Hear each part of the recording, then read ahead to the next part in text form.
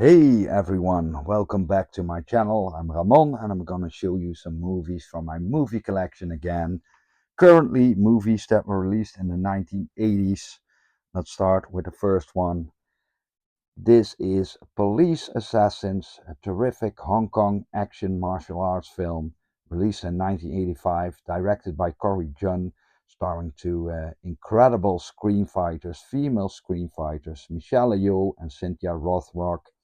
Very popular film, basically created a Hong Kong sub-genre, the girls with guns genre, and yeah, it's a terrific film. There was a lot of confusion, always been a lot of confusion about the title of this film. I think I figured it out by now, but in the UK it was released as Police Assassins. This is the UK DVD. And in my country, the Netherlands, this is a retail tape, VHS tape from 1988. It was released as the Super Cops or Ultra Force Part 2.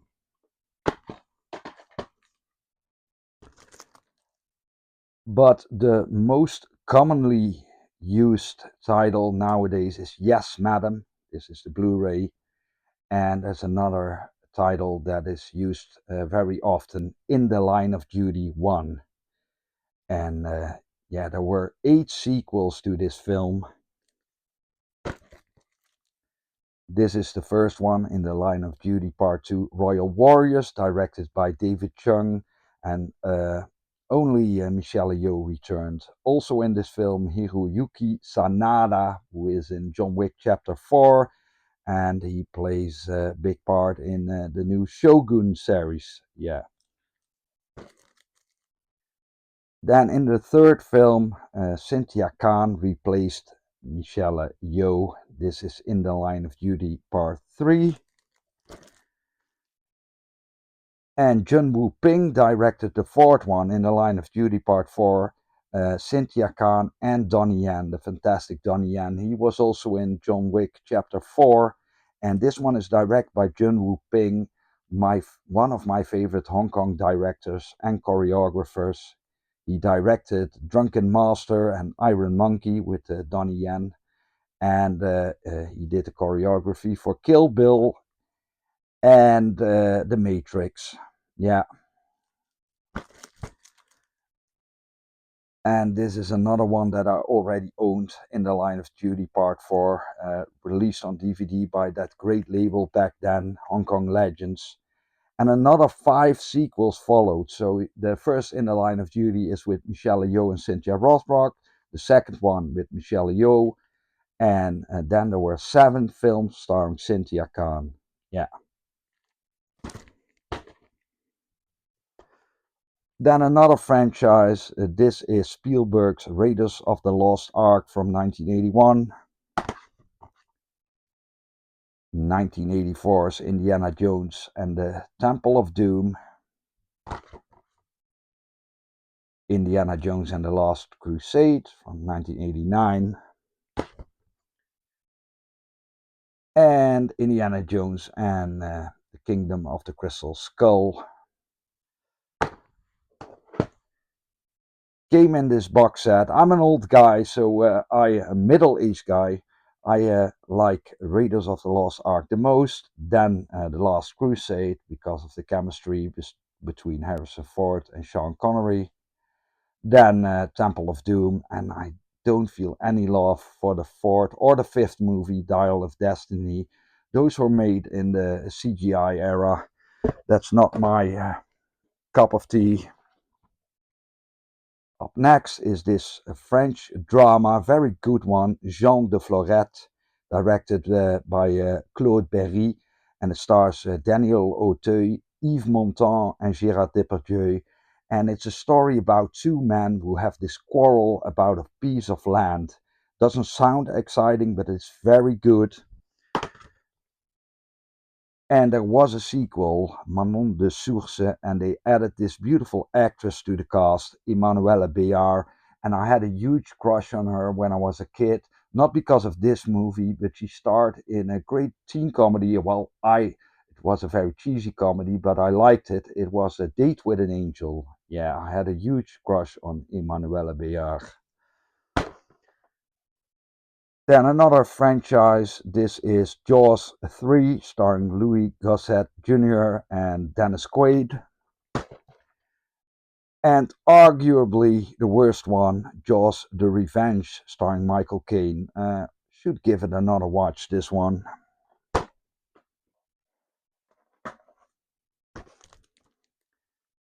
Then thriller comedy by Penny Marshall, Jumpin' Jack Flash, with Whoopi Goldberg and James Belushi, John Lovitz, and Dutch actor Jeroen Krabbe.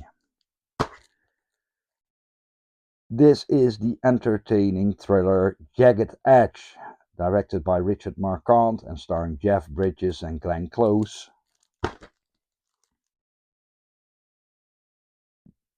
This is a backwoods slasher I really like, directed by Jeff Lieberman, Just Before Dawn, with George Kennedy in it. And an average thriller comedy from the 80s with Kevin Kline and Susan Sarandon, The January Man. And Jam was a cartoon from the 80s that I think probably targeted young girls, but we as boys, we also enjoyed this series, just like She-Ra, Princess of Power. And this was a movie they did in 1987, Jam the Movie, aka Jam. Truly outrageous, very 80s this one.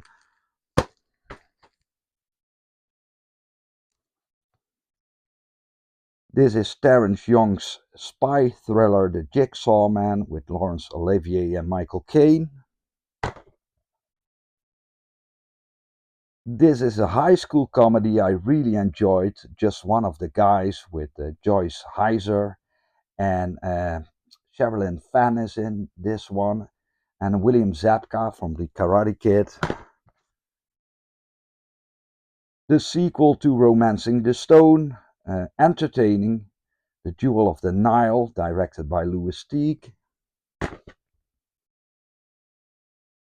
And a pretty crazy gangster comedy, this one, Johnny Dangerously, starring Michael Keaton and Joe Piscopo, and it was directed by Amy Heckerling. And as a boy, I really liked raunchy teen comedies. This is Joysticks with Joe Don Baker in it.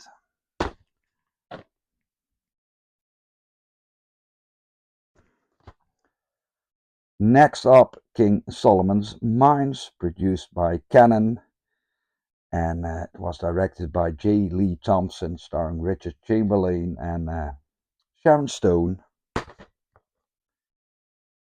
Incredibly cute animated film from the Ghibli Studios, Miyazaki's Kiki's Delivery Service. Then one of two action masterpieces by John Woo. This is The Killer, starring Chow Yun-fat, Sally Ye, Daniel Lee, and inspired by movies like Jean-Pierre Melville's Le Samurai, and a great noir film that Frank Tuttle did in the 40s with Alan Ladd, This Gun for Hire. And I also own a bootleg Blu-ray of The Killer. It's a great film. Then Jean-Claude Van Damme classic Kickboxer, starring Van Damme and Dennis Chan and Michel Kissy, and it was directed by David Worth and Mark DeSalle. And I also own a Dutch Blu-ray of this movie.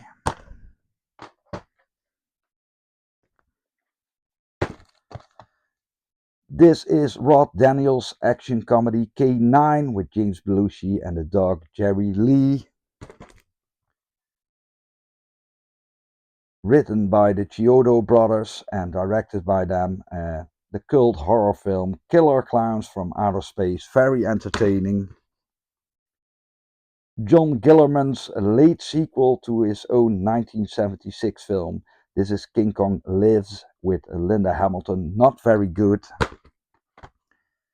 And I always loved John G. Avildsen's The Karate Kid from 1984 with Ralph Macchio and Pat Morita. This is a set containing the trilogy, 1986 sequel, The Karate Kid Part 2, set in Japan, and a third one from 1989, adding Thomas Ian Griffith and Robin Lively to the cast. And this is an Italian Karate Kid knockoff, The Karate Warrior, aka The Boy in the Golden Kimono, directed by Fabrizio De Angelis, who did 5 sequels. I don't think I've ever seen one of those.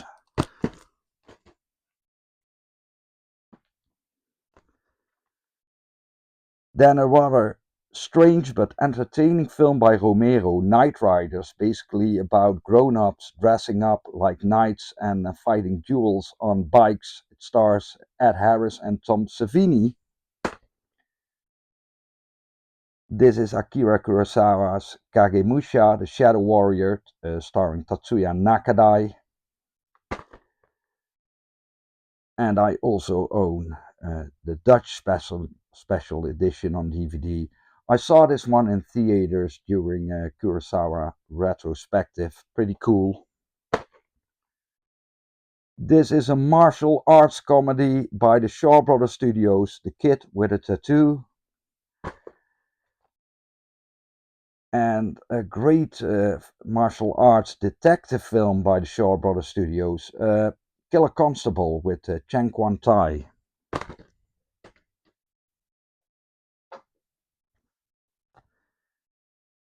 This is a bootleg Blu-ray of the moody horror film The Keep by Michael Mann, with a terrific soundtrack by Tangerine Dream, and it stars Jürgen Prochnow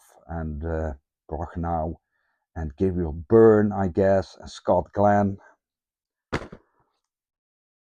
This is Godfrey Reggio's masterpiece Koyaanisqatsi. The soundtrack is one of my favorites of all time by Philip Glass. Terrific film, this one.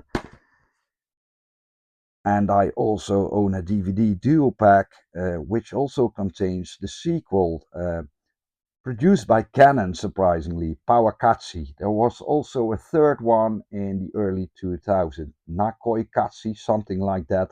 But Koyaanisqatsi is a masterpiece.